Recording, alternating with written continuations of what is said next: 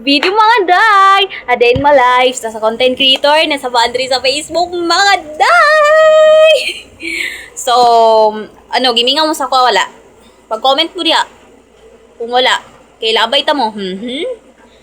So, uso na pod na ron, ilabay no. Murag imuhang ex. Murag imong uyab ba? Pag mandula-dulaon, ilabay ra sa basuran, di ba? So, before day ta magsugod day, ayaw kalimta pag-share og like. Kanara kong gipangayo sa inyo mga day. So, base mag-ingon mo, kaning, dili na lang ta share sa video, di man na mamansin. Mamansin man ko, buutan man ko, di ba? Buutan ko guys, di ba? Tagaan jud ta mo tag isang kiss. Pero dili lagi sa ako agi ka ng kiss. Sa kabayo,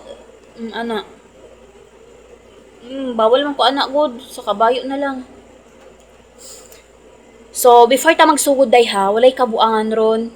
Seryoso ni nga istorya. Baga na siya kaning vlog na ko dati. Katong god, katong mga Bisaya, di ba kabalo mo ato. Tapos naman ako na, di ba? O baga na upload na ako, di ba?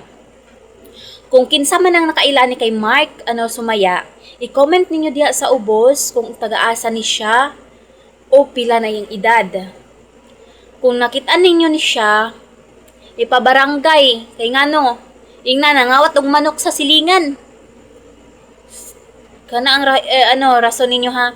So bitaw day basahon sa nato niyang comment.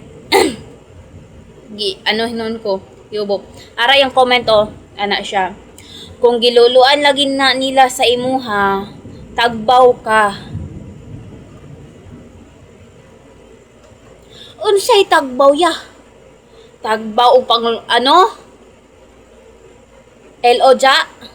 Ha? Tagbaw? Digtuan na lang na ipagawa si imong LO sa sa kanding nako o dili sa akong kaning sa manok. Ya, tama na. Pwede po na nimo buhaton sa manok. Di ba? Ay lang sa kuha. Kay minus minus 5 ka sa langit. Di ka kasulod.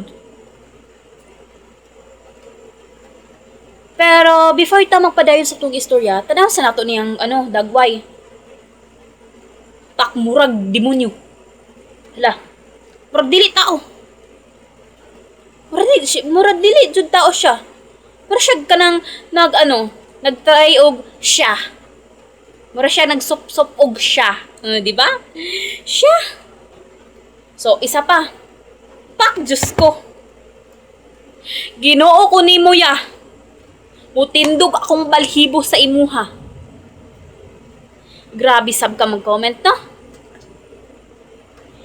Inig ipalulo ti ka sa akong mama. Sugot ka.